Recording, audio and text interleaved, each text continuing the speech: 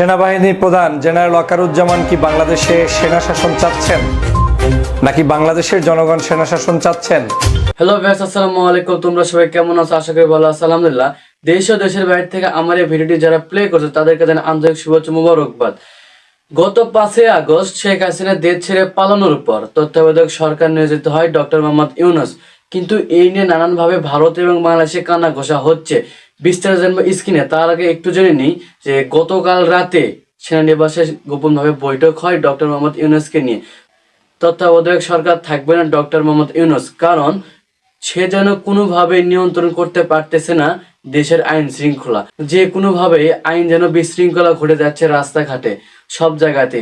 আর এই 2025 সালে এসে যখন তত্ত্বাবধায়ক সরকার ডক্টর মোহাম্মদ ইউনূস সরকার নিয়োজিত হলো, তারপর থেকে যেন ধর্ষণ বেড়ে গেল। কিন্তু সেনানিবাসে কি নিয়ে বৈঠক হলো এই বিষয়ে জানবো আমরা স্ক্রিনে। তো ভিউয়ার্স, কথা না বাইরে আসুন স্ক্রিনে। তার আগে ছোট্ট একটু রিকোয়েস্ট করব, যারা আমার চ্যানেলটি নতুন অবশ্যই চ্যানেলটি সাবস্ক্রাইব করে পাশে থাকবেন। তো আসুন স্ক্রিনে।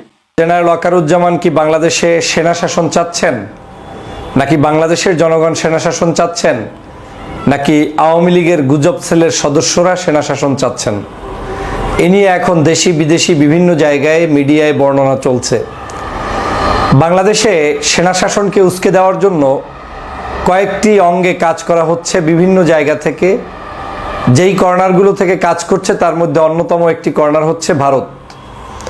ভারতের বিভিন্ন গণমাধ্যম বিভিন্নভাবে উস্কে দিচ্ছে বাংলাদেশের জনগণ নাকি সেনা শাসন চাচ্ছে, সেনা শাসনের জন্য নাকি বাংলাদেশে মিছিল হচ্ছে এবং এই মিছিল করে নাকি সেনা শাসন আমরা আনতে চাচ্ছি। বাংলাদেশের যে কোনো কাজ যে কোনো মূল্যে তারা তাদের মাধ্যমে পরিচালনা করতে চায়, তার অন্যতম একটি প্রমাণ হচ্ছে আজকের এই সেনা শাসন বিষয়ে তাদের অতিরঞ্জিত মন্তব্য এবং বক্তব্য। আমার জানা মতে এখন পর্যন্ত বাংলাদেশের সেনাবাহিনী থেকে শুরু করে দেশপ্রেমিক সেনাপ্রধান থেকে শুরু করে কেউ বাংলাদেশের সেনা শাসনের পক্ষে না, সেনা শাসন আসার সুযোগ নেই। আমি সবসময় বলেছিলাম যে 5ই আগস্ট একমাত্র মোক্ষম সময় ছিল, যেই সময়ে বাংলাদেশের মানুষ হাসিনা থেকে মুক্তি পেয়ে যে কোনো ডাল ধরতে তারা প্রস্তুত ছিল। হোক সেটা সেনা শাসন, হোক সেটা ভিন্ন শাসন, হোক সেটা জরুরি অবস্থা, যাই হোক না কেন জনগণ সেটাকে মেনে নিত, কারণ হাসিনার কাছ থেকে মুক্তি পেয়েছে। হাসিনার কাছ থেকে মুক্তি পাওয়ার 8 মাস পরে সেনা শাসন আসার মতো দেশেরও যেমন পরিস্থিতি নেই, জনগণের ভিতরেও সেরকম কোনো আকাঙ্ক্ষা নেই।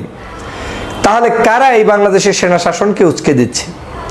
আমি গত কয়েকদিন যেটা অবজার্ভ করলাম, বাংলাদেশে বেশ কিছু জায়গায় আওয়ামী লীগের প্রতাত্তা যারা আছেন, যারা আওয়ামী লীগের মধ্যে সুবিধা ভোগ করে বিভিন্নভাবে অর্থ সম্পদ লোপাট করেছেন, নিজেদেরকে বিশাল বিশাল কেস মামলার মালিক হয়েছেন, খুন খারাপির সাথে সম্পৃক্ত ছিল, এই মানুষগুলো ভাবছে যে বাংলাদেশে যদি সেনা শাসন আসে হয়তো ডক্টর মোহাম্মদ ইউনূসের চাইতে ভিন্ন কোনো কিছু চরিত্র এখানে তারা করতে পারবেন, তথা অ্যাটলিস্ট আপনার ঘর ভাঙতে পারলো, আপনি নির্বাচন থেকে দূরে থাকলেন, ক্ষমতায় আসলেন না, 2-3 বছরের পরে আওয়ামী লীগ হয়তো আবার নতুন করে আসার একটা স্বপ্ন বুনতে পারে।